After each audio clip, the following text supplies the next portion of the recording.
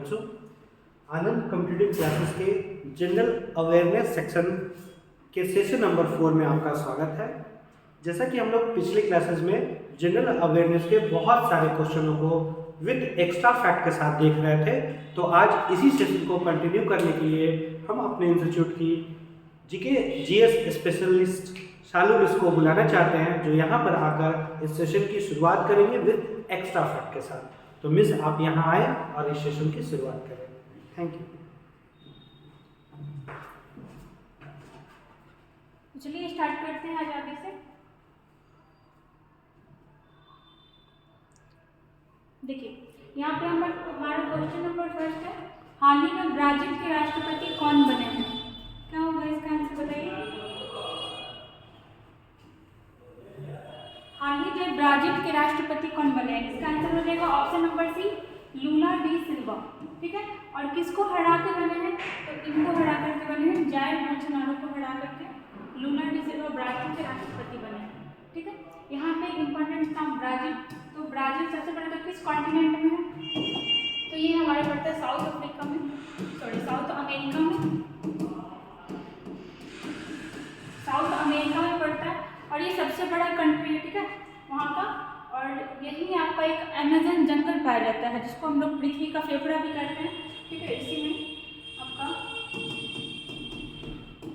Amazon जंगल, ठीक है, किस देश में है? तो ब्राजील में है। ठीक है, और इसको हम लोग क्या बोलते हैं? पृथ्वी का फेफड़ा। ठीक है, ब्राजील के राष्ट्रपति कौन बने हैं? लूला डी सिल्वा। और ये किस कॉन्टिनेंट का देश है? तो साउथ अमेरिका का है।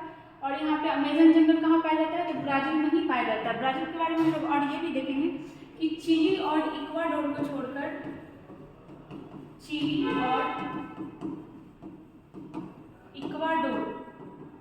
और इक्वाडोर को छोड़कर ये साउथ अमेरिका के सारे कॉन्टिनेंट के साथ सीमा साझा करता है। ठीक है, और हम लोग ये भी देख सकते हैं साउथ अमेरिका में आपका पैराग्वे और बोलीविया ऐसा कंट्री है जो लैंड लॉक्ड कंट्री है। ठीक है, अगर ये हमारा साउथ अमेरिका इस टाइप से है, तो यहाँ पे आपका पैराग्वे और बोलीविया ये दोनों ऐसा कंट्री है जो लैंड लॉक्ड कंट्री है। और हम लोग ये भी याद कर सकते हैं कि ये जो आपका ब्राजील है, ये चिली और इक्वाडोर को छोड़कर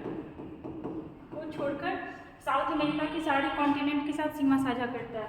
यहाँ के राष्ट्रपति भी कौन बने हैं? लूला डी सिल्वा। और किसको हरा करके बने हैं? जायर बोल्सोनारो को हरा करके। ठीक है, आइए हम लोग इसमें आगे चलते हैं। नेक्स्ट क्वेश्चन नंबर 2 देखिएगा, किस राज्य सरकार ने मुख्यमंत्री सुखाश्रय सहायता कोष लॉन्च किया है? तो पहले तो इस कोष का नाम जो है मुख्यमंत्री सुखाश्रय सहायता कोष किस राज्य सरकार का है? तो ये है आपका हिमाचल प्रदेश का। ठीक है, यहाँ क्या है, यहाँ के जो नवनिर्वाचित विधायक लोग थे, उन लोग अपना सैलरी 1 या 2 माह का जमा करेंगे और फिर गरीब अनाथ बच्चों के लिए उससे कुछ अच्छा काम करवाया जाएगा। तो ये यहाँ हिमाचल प्रदेश का। और हिमाचल प्रदेश में एक नए ही मुख्यमंत्री बने हैं, उनका नाम है सुखविंदर सिंह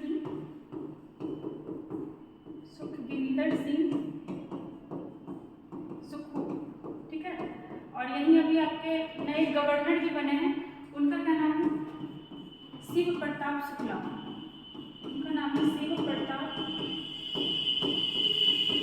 शुक्ला। ठीक है, हिमाचल प्रदेश में हम लोग प्रीवियस क्लास में देखे भी हैं, ये भी आपका क्या स्टार्ट हुआ है? नारी को नमन योजना। नारी को नमन योजना। ठीक है, नारी को नमन योजना, ये हिमाचल प्रदेश ही आपका ऐसा है जो पहला धुआं मुक्त एलपीजी युक्त राज्य बना है। ठीक है, धुआं मुक्त एलपीजी युक्त राज्य। मतलब अब यहाँ मतलब 100% घर में वो गैस पे ही खाना बनता है, एलपीजी पे ही खाना बनता है। और क्या हम लोग देख सकते हैं, जैसे रहा आपका ये मध्य प्रदेश, तो यहाँ भी क्या हुआ, यहाँ 5वां खेलो इंडिया यूथ गेम्स हुआ है। ठीक है, और उसमें मध्य प्रदेश कितने नंबर पे रहा? तो 3rd रैंक पे रहा है। और महाराष्ट्र उसमें कैसे रहा? 1st रैंक पे रहा है। ठीक है, क्या क्या हम लोग देखें इसमें? हाँ, हिमाचल प्रदेश का अपना एक ऐप भी लॉन्च हुआ है, अपना कांगड़ा ऐप। हम लोग क्या क्या देखें इस क्वेश्चन में, किस राज्य सरकार ने मुख्यमंत्री सुखाश्रय सहायता कोष लॉन्च किया है? तो क्या हो गया इसका ऑप्शन नंबर सी, हिमाचल प्रदेश। ठीक है, हिमाचल हिमाचल प्रदेश के सीएम कौन है? सुखविंदर सिंह सुक्खू। और यहाँ के गवर्नर है आपके शिव प्रताप शुक्ला। ठीक है, एमपी के बारे में हम लोग देखें, यहाँ 5 खेलो इंडिया यूथ गेम्स हुआ था और ये 3rd नंबर पे रहा था। यहाँ का हम लोग हिमाचल प्रदेश का देखिए नारी को नमन योजना स्टार्ट हुआ, धुआं मुक्त एलपीजी युक्त ये पहला राज्य बना है। ठीक है, महाराष्ट्र का देखिए यूथ गेम्स में किस नंबर पे रहा है? 1st नंबर पे रहा है। ठीक है, आइए नेक्स्ट क्वेश्चन चलते हैं।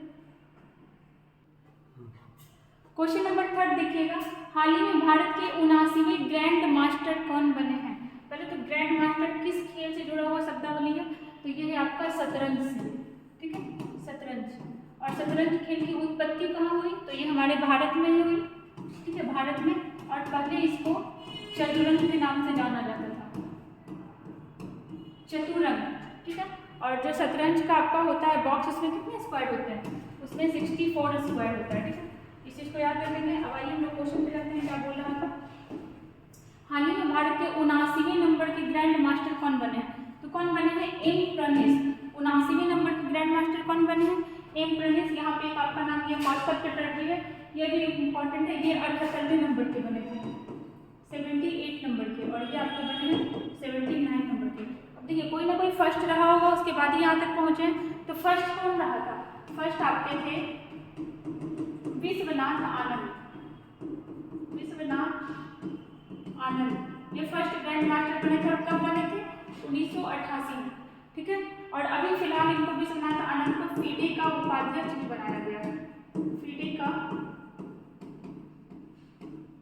उपाध्यक्ष। अगर आपसे कोई पूछे कि क्या कोई महिला ग्रैंड मास्टर बनी है, तो हाँ बनी है। महिला में भी बनी है आपकी पहली महिला सुब्बुलक्ष्मी करके है, सुब्बुलक्ष्मी। ठीक है, हम लोग क्या क्या देखें इसमें। हाल ही में भारत के 79वें ग्रैंड मास्टर कौन बने हैं? तो 79वें नंबर के बने हैं आपके एम प्रणेश। ठीक है, 78वें नंबर के देखेंगे तो कौन बने हैं? कौस्तुभ चटर्जी। और आपका देखते हैं ये शतरंज की उत्पत्ति किस देश में हुई थी? तो हमारे भारत में हुई थी, और इसका नाम क्या था? चतुरंग। ठीक है, शतरंज का जो आपका बॉक्स होता है उसमें कितने स्क्वायर होते हैं? 64 स्क्वायर होते हैं। फर्स्ट महिला कौन बनी है? तो सुब्बुलक्ष्मी, ये सुब्बालक्ष्मी नाम भी आता है।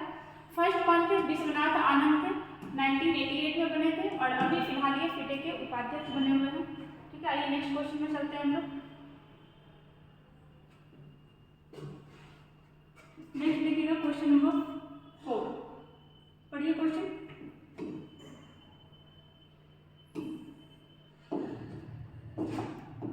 देखिए क्वेश्चन क्या है आपका, अंतर्राष्ट्रीय कोलकाता पुस्तक मेले का थीम देश कौन है? क्या हो जाएगा इसका? Norway, Australia, Africa and Spain. Kolkata पुस्तक मेले का थीम देश कौन है? क्या हो जाएगा इसका? इसका होगा ऑप्शन नंबर डी, स्पेन। इसको थीम देश बनाया गया है। अब यहाँ पे रहा आपका स्पेन, तो स्पेन की राजधानी कहाँ है? स्पेन की राजधानी है मैड्रिड। ठीक है, मैड्रिड। और अभी स्पेन के मैड्रिड में ही नाटो का शिखर सम्मेलन हुआ है। नाटो जो देश है जिसकी वजह से भी यूक्रेन और मतलब ये रशिया में जो वॉर हुआ, तो अभी नाटो का शिखर सम्मेलन कहाँ हुआ है? तो आपके स्पेन के मैड्रिड में ही हुआ है। और हम लोग देखते हैं इसमें, जैसे आपका स्पेन का ही देखते हैं, तो यहाँ का राष्ट्रीय खेल क्या है? राष्ट्रीय खेल है आपका बुल फाइटिंग।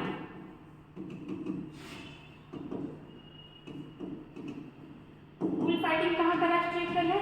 तो आपका स्पेन का है। ठीक है, कोलकाता की सीएम कौन है? तो आपकी ममता बनर्जी। ठीक है, ममता बनर्जी। और अगर आपसे गवर्नर पूछे तो गवर्नर कौन है? सीवी आनंद बोस। और इसके पहले जो अभी हमारे उपराष्ट्रपति हैं वो यहीं के गवर्नर थे, उनका नाम क्या था? अभी जो हमारे उपराष्ट्रपति हैं जगदीप धनखड़ जी, जगदीप धनखड़, वो इससे पहले यहीं के राज्यपाल रहे थे। ठीक है, इसमें हम लोग देखते हैं क्या क्या देखें। अंतर्राष्ट्रीय कोलकाता पुस्तक मेले का आयोजन या फिर थीम देश कौन था? तो थीम देश पे था आपका स्पेन। स्पेन के बारे में हम लोग देखें, यहाँ की राजधानी क्या है? मैड्रिड। स्पेन में ये भी नाटो शिखर सम्मेलन हुआ है। और स्पेन का राष्ट्रीय खेल कौन सा है? Bull fighting. ठीक है, कोलकाता के बारे में भी हम लोग देखेंगे। यहाँ की सीएम कौन है? ममता बनर्जी। और गवर्नर कौन है? सीवी आनंद बोस। ठीक है, अभी देखिए आप कोलकाता में ही एक विप्लव गैलरी का भी उद्घाटन किया गया था। गैलरी शहीद दिवस पे किया गया था 23 मार्च को मोदी जी के द्वारा। वहाँ पे क्या है कि जो भी हमारे स्वतंत्रता सेनानी हैं उनसे मतलब संबंधित संग्रहालय टाइप का बनाया गया है। ठीक है, स्पेन के बारे में देख लीजिए। चलिए आइए नेक्स्ट क्वेश्चन में चलते हैं। क्वेश्चन नंबर 5 देखिएगा, हाल ही में प्रवासी भारतीय दिवस कब मनाया गया है? ठीक है, तो पहले तो हम लोग इसको मनाते किसके लिए प्रवासी दिवस? तो NRI के लिए मनाते हैं, NRI। ठीक है, मतलब वैसे इंडियन जो भारत में नहीं रह रहे हैं, नॉन रेजिडेंट इंडियन, उनके लिए हम लोग मनाते हैं। अब मनाते कब है? यहाँ पर डेट है आपका 9 जनवरी, 8 जनवरी, 10 जनवरी और 11 जनवरी। क्या हो जाएगा इसका? तो इसका होगा ऑप्शन नंबर ए 9 जनवरी। ठीक है, और 9 जनवरी को मनाने का रीज़न क्या है? क्योंकि जब गांधी जी गए थे बाहर तो 9 जनवरी 1915 को ही वापस आए थे। 9 जनवरी 1915 को वापस आए थे। कहाँ से आए थे? साउथ अफ्रीका से। साउथ अफ्रीका से गए थे कब? आए थे आपका 9 जनवरी 1915 को और गए थे 1893 को। ठीक है, इसीलिए इस डेट को मतलब याद रखने के लिए हम लोग इसी तारीख को मनाते हैं। और कब से मनाया जा रहा है? तो एक इसके लिए कमेटी बैठाया गया था, उस कमेटी का नाम है NM सिडनी समिति। NM सिडनी समिति। इस कमेटी की सिफारिश पे ही आपका प्रवासी भारतीय दिवस मनाया जाता है।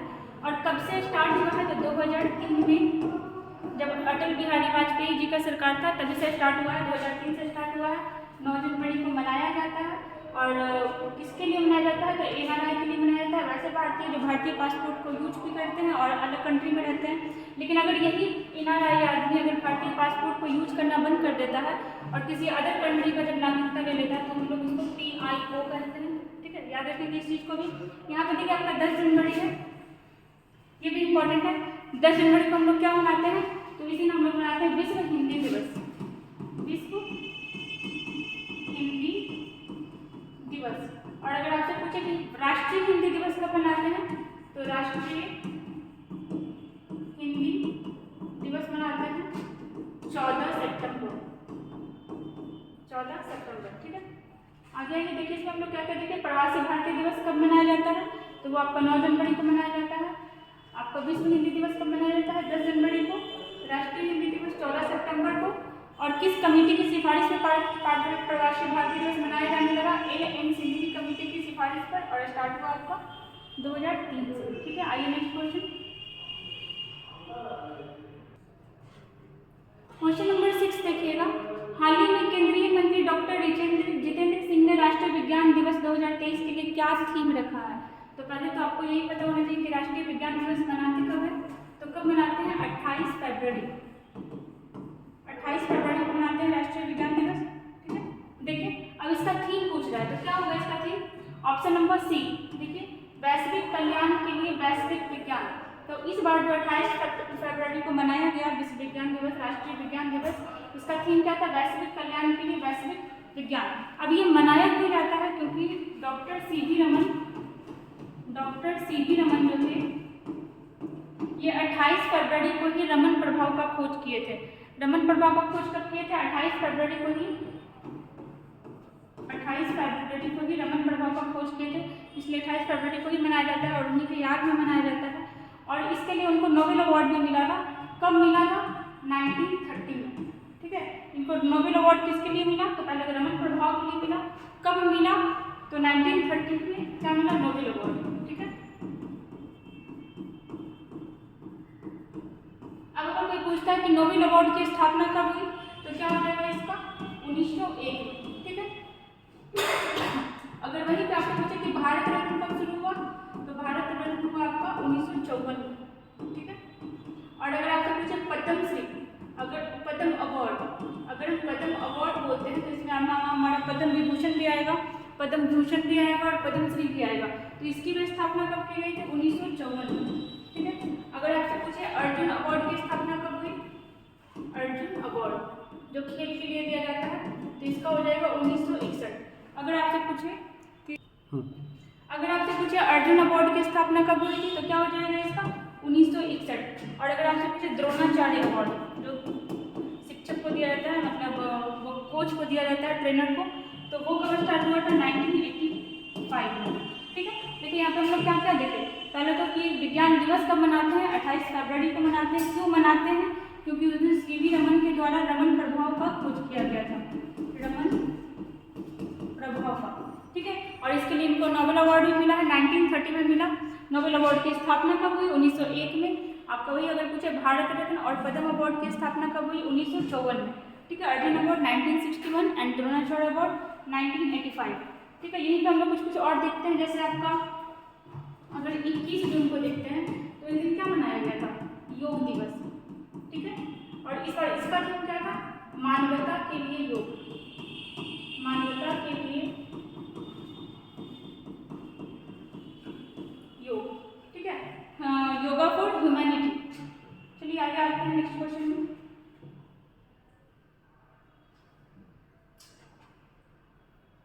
क्वेश्चन नंबर 7 देखिएगा, हेनले पासपोर्ट इंडेक्स 2023 में भारत किस स्थान पे रहा है?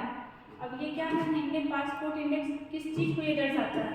तो हेनले पासपोर्ट इंडेक्स में अगर आपका नंबरिंग जितना ज़्यादा अच्छा आया है तो इसका मतलब कि आप उतने देश में बिना वीज़ा के जा सकते हो। ठीक है, और इसमें हर बार की तरह इस बार फिर इसमें जापान ही फर्स्ट नंबर पे रहा है। जापान ये फर्स्ट नंबर पे रहा है और इसका कितना आया है? 193। मतलब जापान के लोग 193 कंट्री में बिना वीजा के जा सकते हैं। और वहीं अगर आपसे पूछता है कि सेकंड नंबर पे कौन है? सेकंड नंबर पे तो संयुक्त रूप से हो जाएगा आपका दक्षिण कोरिया, जिसकी राजधानी कहाँ है? सियोल में है। और आपसे पूछा सिंगापुर। ठीक है, सिंगापुर दोनों संयुक्त रूप से क्या है? सेकंड नंबर पे।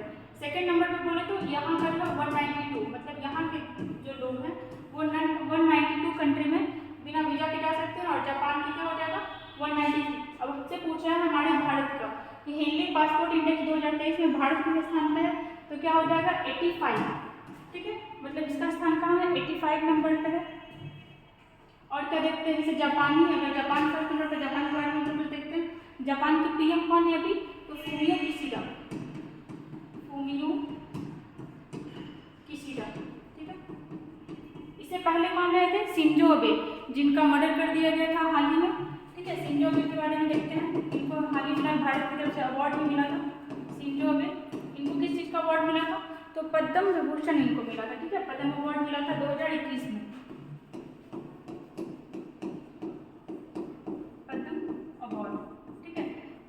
इनकी हत्या कर दी गई थी भाषण देते हुए गोली मार करके। क्या क्या देखिए हम लोग इसमें? हेनले पासपोर्ट इंडेक्स 2023 में भारत का स्थान, तो भारत का स्थान 85 नंबर पे। अगर फर्स्ट में आपसे पूछे तो जापान, इसका कितना नंबरिंग है? 193। 193 कहने का मतलब है कि यहाँ के लोग 193 देश में बिना वीजा के जा सकते हैं। और सेकंड नंबर पे संयुक्त रूप से आपका दक्षिण कोरिया भी है और सिंगापुर भी है। ठीक है, हमारे भारत का स्थान 85 है। जापान के आपके राष्ट्राध्यक्ष या पीएम कौन है? फूमियो किशिडा। इससे पहले शिंजो अबे थे और इनकी गोली मार करके हत्या कर दी गई। भारत की तरफ से इनको अवार्ड भी दिया गया था। आगे देखते हैं, क्वेश्चन नंबर 8 देखते हैं, रिजर्व बैंक ऑफ इंडिया के गवर्नर कौन है? कौन है? ऑप्शन देखिएगा। ऑप्शन नंबर ए दिनेश खारा, शक्तिकांत दास, रोजर बिन्नी या निर्मला सीतारमण। क्या हो जाएगा इसका? तो इसका आपका आंसर हो जाएगा option number B, Shaktikanta Das. ठीक है, ये आरबीआई के गवर्नर है। यहाँ पे ये नाम है आपका दिनेश खारा, ये भी इम्पोर्टेंट है। ये कहाँ के अध्यक्ष है? तो ये आपके एसबीआई के हैं, एसबीआई के हैं। देखिए निर्मला सीतारमण ये कौन है? ये हमारे वित्त मंत्री है, वित्त मंत्री। ठीक है, आगे देखते हैं। इसी में बहुत कुछ क्वेश्चन निकलने वाला है। रिजर्व बैंक ऑफ इंडिया पहले किसकी स्थापना कब हुई? तो इसकी स्थापना हुई 1935 में। ठीक है, कब हुई? 1935 में। लेकिन उस समय ये एक निजी कंपनी था। बाद में फिर सरकार इसको अपने हाथ में लिया और इसका नेशनलाइजेशन किया। कब किया? 1949 में। ठीक है, 1949 में इसका क्या हुआ? राष्ट्रीयकरण हो गया और फिर ये मतलब भारत सरकार का हो गया था। अगर देखते हैं रिजर्व बैंक ऑफ इंडिया के पहले गवर्नर कौन थे, तो कौन हो जाएगा? Osborne Smith, Osborne Smith. ठीक है, लेकिन अगर ये विदेशी थे। अगर भारतीय गवर्नर देखेंगे कि भारतीय गवर्नर कौन है, तो कौन हो जाएंगे? CD Deshmukh, CD Deshmukh. जब आरबीआई बना था तो उस समय उसका मुख्यालय कहाँ था? उस समय उसका मुख्यालय था कोलकाता। ठीक है, कोलकाता। मतलब अगर पहले देखते हैं तो पहले मुख्यालय कहाँ था? कोलकाता। लेकिन 1937 में क्या किया गया? इसका मुख्यालय मुंबई में कर दिया गया। कहाँ किया गया? मुंबई। इससे रिलेटेड एक कमेटी भी इंपॉर्टेंट है कि किस कमेटी की सिफारिश पे आरबीआई की स्थापना की गई। किस कमेटी की सिफारिश पे? तो यंग हिल्टन कमेटी की सिफारिश पे, यंग हिल्टन कमेटी। ठीक है, देख लेते हैं कि हम लोग इसमें क्या क्या देख रहे हैं। तो पहला तो आपका था क्वेश्चन ही था रिजर्व बैंक ऑफ इंडिया के गवर्नर कौन है, तो अभी तो आपके शक्तिकांत दास है। ठीक है, सबसे पहले कौन थे? ऑसबॉर्न स्मिथ रहे थे। ठीक है, सीडी देशमुख आपके दूसरे मतलब पहले भारतीय रहे थे। अगर आपसे पूछे किसकी स्थापना कब हुई थी? 1935, लेकिन उसमें प्राइवेट कंपनी थी। फिर भारतीय कंपनी मतलब नेशनलाइजेशन कब हुआ? 1949 में। ठीक है, पहले इसका मुख्यालय कहाँ था? कोलकाता। और फिर 1937 में इसका क्या किया गया? मतलब मुंबई शिफ्ट कर दिया गया। कमेटी कौन सा था? Young Hilton committee. ठीक है, आइए नेक्स्ट क्वेश्चन पे चलते हैं।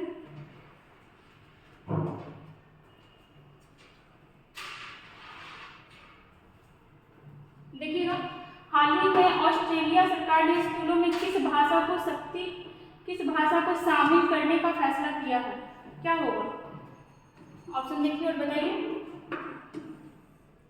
हाल ही में ऑस्ट्रेलिया सरकार ने स्कूलों में किस भाषा को शामिल करने का फैसला किया? कौन सा लैंग्वेज होगा? पंजाबी, मराठी, तमिल या संस्कृत? देखिए, इसमें पहले कुछ हम लोग एक्स्ट्रा जान लेते हैं। ये तमिल जो है हमारा सबसे पुराना भाषा है, सबसे पुराना भाषा। ठीक है, और ये जो है हमारी शास्त्रीय भाषा में भी है। और शास्त्रीय भाषा इसको कब बनाया गया था? तो 2004 में इसको क्या बनाया गया था? शास्त्रीय भाषा। और यहाँ पे हमारे ये चारों ऑप्शन इंपॉर्टेंट इसलिए है क्योंकि हमारी 8वीं अनुसूची में ये चारों भाषा है। ठीक है, 8वीं अनुसूची में, जैसे हमारी 8वीं अनुसूची में कितनी भाषा है? पहले तो 14 भाषा थी, बाद में उसमें 8 भाषा और ऐड किया गया। तो अभी 8वीं अनुसूची में कितनी भाषा है? 14 + 8 मतलब 22 भाषा है। ठीक है, 8वीं अनुसूची में। अब यहाँ पे हमारा क्वेश्चन था कि ऑस्ट्रेलिया सरकार ने स्कूलों में किस लैंग्वेज को मान्यता दिया है? तो क्या हो जाएगा इसका आंसर? इसका आंसर होगा आपका ऑप्शन नंबर ए, पंजाबी। क्योंकि ऑस्ट्रेलिया में पंजाबी लोग बहुत ज़्यादा हैं, वहाँ के बच्चों के लिए जरूरी भी था, इसलिए पंजाबी लैंग्वेज को वहाँ के स्कूल वगैरह में लागू कर दिया गया, चालू कर दिया गया। ठीक है, चलिए आइए हम नेक्स्ट क्वेश्चन पे चलते हैं।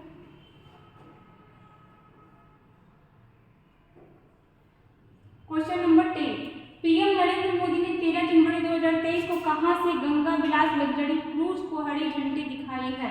किसको? तो गंगा विलास लग्जरी क्रूज। बताइए इसका क्या होगा? देखिए, क्या नाम है इसका? गंगा विलास लग्जरी क्रूज। कहां से इसको हरी झंडी दिखाया गया है? तो इसको हरी झंडी दिखाया गया है वाराणसी से। ठीक है, वाराणसी के बारे में एक इंपॉर्टेंट क्वेश्चन ये भी है, जैसे इसको अभी एससीओ की सांस्कृतिक राजधानी बनाया गया था।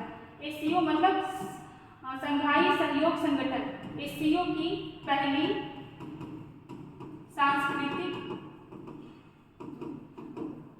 सांस्कृतिक राजधानी किसको बनाया गया था? तो वाराणसी को ही बनाया था। और आपका गंगा विलास लग्जरी क्रूज कहाँ से स्टार्ट हुआ है? वाराणसी से ये स्टार्ट हुआ है। कितनी दूर की यात्रा करेगा? तो 3200 किलोमीटर की यात्रा करेगा। और कितने दिनों की करेगा? तो 51 दिन में करेगा। ठीक है, ये भी इंपॉर्टेंट फैक्ट है, इसको भी याद रखिएगा। कहाँ से स्टार्ट हुआ? वाराणसी से स्टार्ट हुआ है। किसने इसका मतलब स्टार्ट किया? तो नरेंद्र मोदी ने। ठीक है, और देखते हैं इसमें क्या, जैसे अयोध्या में आपका क्या बन रहा है? राम मंदिर बन रहा है। यूपी के रामपुर में क्या बनाया गया है? मतलब पहला सरोवर बनाया गया है, अमृत सरोवर। इस चीज को याद रखेंगे। आगे चलते हैं, अगर यूपी का ही देखें तो वहाँ के सीएम कौन है? सीएम योगी आदित्यनाथ, जिनका दूसरा कार्यकाल चल रहा है। और गवर्नर कौन है? आनंदीबेन पटेल, आनंदीबेन पटेल। ठीक है, यूपी से ही अलग हुआ था आपका उत्तराखंड, 2000 ईस्वी में अलग हुआ था। ठीक है, आगे चलते हैं हम लोग नेक्स्ट क्वेश्चन। क्वेश्चन नंबर 11 देखिएगा, भारत और किस देश के बीच वायु अभ्यास वीर गार्जियन जहाँ का है हमेशा बस यही का होगा। कहाँ का? जापान का, क्योंकि इससे रिलेटेड भी एक नाम और है आपका धर्म गार्जियन। ठीक है, धर्म गार्जियन, वो भी कहाँ का है? तो आपका भारत और जापान का। ठीक है, धर्म गार्जियन भी कहाँ का है? भारत जापान का। जैसे आपसे पूछता है अगर कोई जीमेक्स भी कहाँ का है? भारत और जापान का है। समुद्री साझेदारी अभ्यास अगर पूछे तो समुद्री साझेदारी अभ्यास, तो वो भी कहाँ का है, भारत और जापान का, ठीक है। और अभी चौथा भी जुड़ गया आपका कौन सा, वीर गार्डियन। वीर गार्डियन कहाँ का है, भारत और जापान का, ठीक है। यहाँ पे देखिए चाइना है, तो चाइना में हमारे लिए इंपॉर्टेंट है, जैसे एक चीरू नाम का एक्सरसाइज है, CHIRU, इससे हर मतलब वर्ड से आपको क्या निकल रहा है, देश का नाम निकल रहा है, जैसे CH फॉर चाइना, ठीक है, I फॉर ईरान और RU फॉर रसिया। तो याद रखेंगे कि चीरू एक्सरसाइज जो है, चीरू एक्सरसाइज किन दो देशों के बीच होता है, तो आपका रसिया, ईरान और चाइना। क्या रसिया के साथ भारत का कोई एक्सरसाइज होता है, तो हाँ होता है, कौन सा होता है, पासेज एक्स एक्सरसाइज, किसके बीच होता है, भारत और रसिया के बीच, ठीक है। क्या नेपाल के साथ भी हमारा कोई एक्सरसाइज होता है, तो जी हाँ, क्या होता है, सूर्य किरण एक्सरसाइज भारत और नेपाल के बीच होता है, ठीक है, याद रखेंगे हम लोग ये सब। चलिए आगे बढ़ते हैं। भारत और किस देश के बीच वायु अभ्यास वीर गार्डियन हुआ है, तो जापान के साथ हुआ है। नेपाल के साथ भारत का क्या होता है, सूर्य किरण। रसिया के साथ क्या होता है, पासेज एक्स। चाइना के साथ क्या होता है, चीरू भी means CH for China, I for Iran and RU for Russia, ठीक है। आइए नेक्स्ट क्वेश्चन चलते हैं।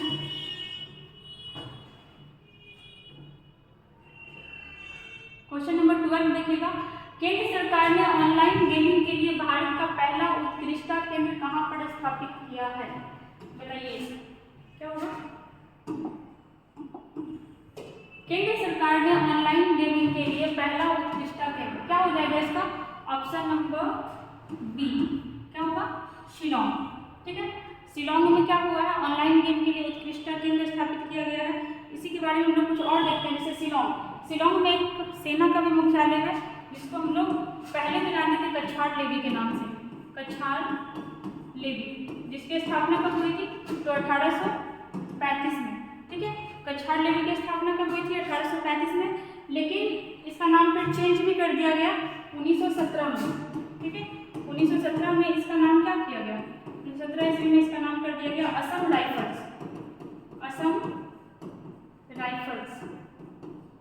ठीक है। इसका कुछ उपनाम भी है, इसको क्या बोलते हैं, पूर्वोत्तर का प्रहरी, ठीक है। असम राइफल्स को क्या बोलते हैं, पूर्वोत्तर का मतलब उत्तर पूर्व भारत का प्रहरी, पूर्वोत्तर का प्रहरी। और इसके अध्यक्ष कौन है अभी, तो प्रदीप चंद्रन नैयर। अगर आपसे कोई पूछता है कि असम राइफल्स के अध्यक्ष कौन है अभी, तो क्या हो जाएगा, प्रदीप चंद्रन नैयर, ठीक है। देखिए हम लोग इसे क्या क्या देखें, पहले तो शिलोंग देखें कि उत्कृष्टता केंद्र कहाँ खोला जा रहा है गेमिंग के लिए, तो शिलोंग में। उसके बाद शिलोंग के बारे में क्या देखें कि यहाँ पे कछार लेवी, जिसकी स्थापना कब हुई थी, 1835 में, मतलब अंग्रेज लोग ही किया था, ठीक है। जिसका नाम अब चेंज हो गया, क्या नाम हो गया, असम राइफल्स, जिसको क्या बोला जाता है, पूर्वोत्तर का प्रहरी। उसका मुख्यालय कहाँ है आपका, शिलोंग में है। असम से कंफ्यूज नहीं होना है कि दिसपुर हो जाएगा, इसका मुख्यालय कहाँ है, शिलोंग में, ठीक है। और इसके अध्यक्ष कौन है, प्रदीप चंद्रन नैयर, ठीक है। इसे भोपाल के बारे में कुछ देखते हैं, जैसे भोपाल में आपका क्या हुआ था, भोपाल गैस त्रासदी हो गया था, कब हुआ था, 1984 में, ठीक है। उसमें गैस कौन सा था, मिथाइल आइसोसाइनाइड, ठीक है। और भुवनेश्वर के बारे में देखते हैं, जैसे अभी यहाँ पे क्या हुआ था, हॉकी का खेल कहाँ हुआ था, यहीं हुआ था, अभी राष्ट्रीय हॉकी खेल हुआ था यहाँ पे, हॉकी का टूर्नामेंट यहीं हुआ था 2023 का। और इसमें जीता कौन था, तो जर्मनी बेल्जियम को हरा करके जीता था। चलिए आगे देखते हैं।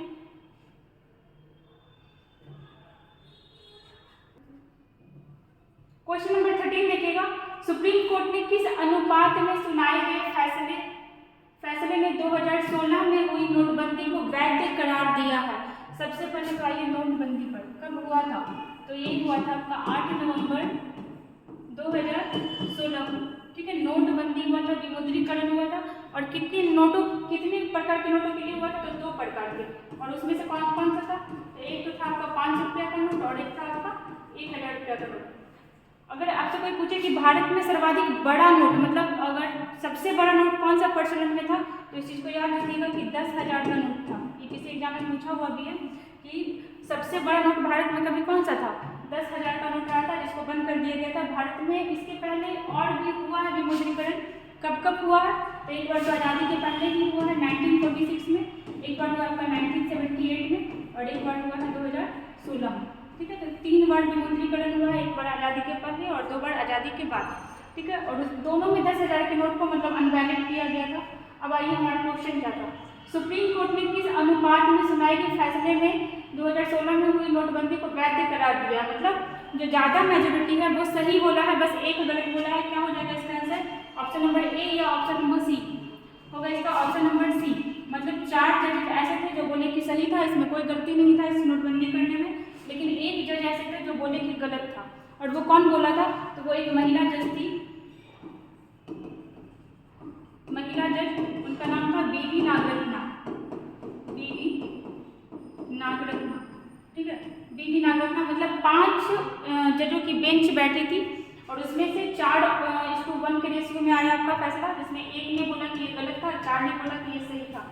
अब ये जजेस की बेंच क्या होती है, तो देखिए सुप्रीम कोर्ट में कितने जज हैं, 33 + 1, एक होता है आपका CJI मतलब चीफ जस्टिस, और 33 अदर होता है। तो ऐसा नहीं है कि कोई भी केस है तो सारे के सारे जज बैठ जाएंगे, कुछ जजों का बेंच बैठा रहता है और उसमें भी ऑड नंबर में ही रखा जाता है, क्योंकि अगर इवन में रख देंगे, मान लीजिए अगर यहाँ पे हम 4 ही रखे होते तो 4 में होता तो क्या, मान लीजिए अगर 2-2 के फैसले में आ जाता तो कोई भी फैसला वैलिड नहीं रहता, इसलिए हमेशा ऑड नंबर में रखा जाता है, ठीक है। तो अभी सुप्रीम कोर्ट में जज कितने हैं, 33 + 1, और 1 जो मुख्य है वो कौन है, D/वाई चंद्रचूड़, कौन है, D/वाई चंद्रचूड़, और इनका पूरा नाम क्या है, धनंजय यशवंत चंद्रचूड़। अगर आपसे पूछे कि सुप्रीम कोर्ट का वर्णन किस अनुच्छेद में है तो क्या हो जाएगा, अनुच्छेद 124, ठीक है। इसमें क्या है, सुप्रीम कोर्ट का वर्णन। और अगर हाई कोर्ट का पूछे तो 214, ठीक है। याद रखेंगे सब चीज को। टोटल हाई कोर्ट कितने हैं अभी भारत में, तो वो है आपका 25, और नवीनतम कौन है, अमरावती।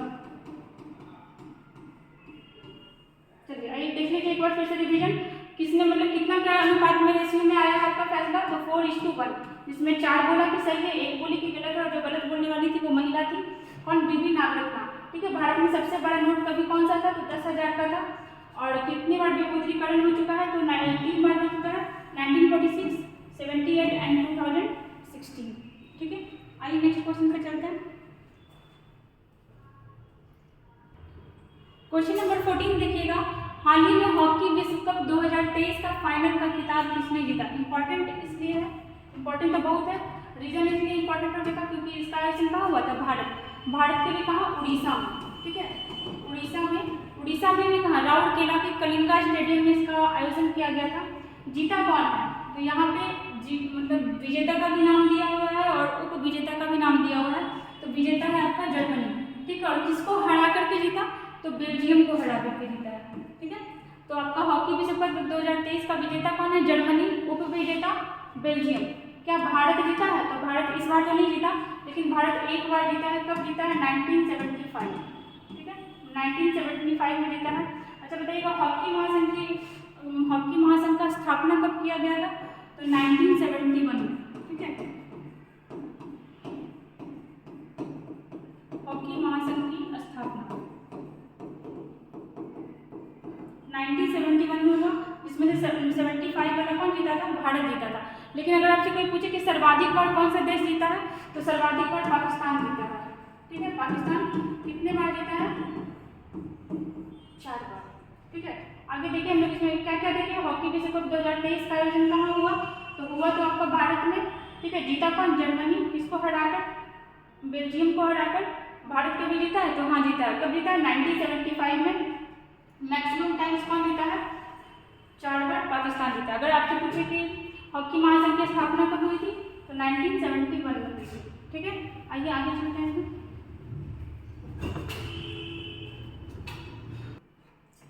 देखिएगा क्वेश्चन नंबर 15, मुगल गार्डन का नया नाम क्या है। सबका नाम चेंज हो रहा है, बताइए मुगल गार्डन का नया नाम क्या रखा गया है, क्या हो जाएगा ऑप्शन, आप देखिएगा, आजाद गार्डन, अमृत उद्यान या रॉयल गार्डन। क्या होगा इसका, ऑप्शन नंबर बी, अमृत उद्यान, ठीक है। नाम इसका चेंज हुआ मुगल गार्डन का। अब ये बनाया कब गया था, तो ये बनाया गया था 1971 में, 1917 में बनाया गया था। किसके द्वारा बनाया गया था, एडविन लुटियंस, ठीक है। जो ये दिल्ली का भी डिजाइन यही तैयार किया था, एडविन लुटियंस के द्वारा बनवाया गया था 1917 में। इसका 1917 में में इसका तैयारी हुआ था, मतलब बनना स्टार्ट हुआ और 1928 में ये फाइल भी बना था। अब ये कहाँ पर है, तो ये है राष्ट्रपति भवन के पीछे, ठीक है, राष्ट्रपति भवन के पीछे ये है।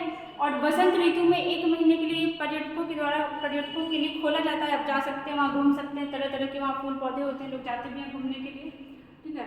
और देखिएगा ये राष्ट्रपति भवन के पीछे है। अभी राष्ट्रपति कौन है हमारी, द्रौपदी मुर्मू, जो पहली आदिवासी महिला राष्ट्रपति है। और अगर पहली महिला पूछे तो कौन थी, प्रतिभा देवी सिंह पाटिल। और यहाँ पर हम लोग देखते हैं जैसे अभी वहीं आपका दिल्ली का ही एक नाम चेंज हुआ है, जैसे राजपथ, ठीक है, राजपथ का नाम भी इस बार चेंज हुआ है। क्या नाम हुआ है, कर्तव्य पथ, ठीक है। कुछ और नाम देखते हैं, जैसे आपका काकोरी ट्रेन डकैती का नाम सुने होंगे आप लोग, 1925 में किया गया था काकोरी ट्रेन डकैती, ठीक है। इसका भी नाम चेंज हुआ है, इसका नाम क्या हुआ, Kakori train action, Kakori train action. ये कांड हुआ था कब, मतलब ये एक्शन कब हुआ था, 1925 में हुआ था। कुछ ट्रेनों को लूट लिया गया था। क्या देखिए हम लोग इसमें मुगल गार्डन का नया नाम क्या है, तो अमृत उद्यान। और ये 1 महीना के लिए बसंत ऋतु में राष्ट्रपति द्वारा खुलवाया जा सकता है, मतलब जाता है, ताकि आम आदमी जाए घूमे देखे वहाँ पर। और कब ये बना था, तो 1917 में इसका स्टार्टिंग हुआ था और 1928 में बना था। डिजाइन किसने तैयार करवाया था, एडविन लुटियंस, ठीक है, जो दिल्ली का वास्तुकार भी रहा था। अभी देखेंगे कि राजपथ का नाम क्या चेंज कर दिया गया है, कर्तव्य पथ। और काकोरी ट्रेन डकैती का भी नाम चेंज हुआ है, क्या हो गया है, काकोरी ट्रेन एक्शन, ठीक है। हमारा 15 क्वेश्चन यहाँ पे कंप्लीट हो चुका है। हम लोग डेली ऐसे ही एक्स्ट्रा फैक्ट के साथ क्वेश्चन लाते रहेंगे। अगर आपको ये वीडियो पसंद आता है तो लाइक करिए, सब्सक्राइब करिए, शेयर भी करते रहिए और ऐसे ही अपना सपोर्ट बना के रखिए। Thank you.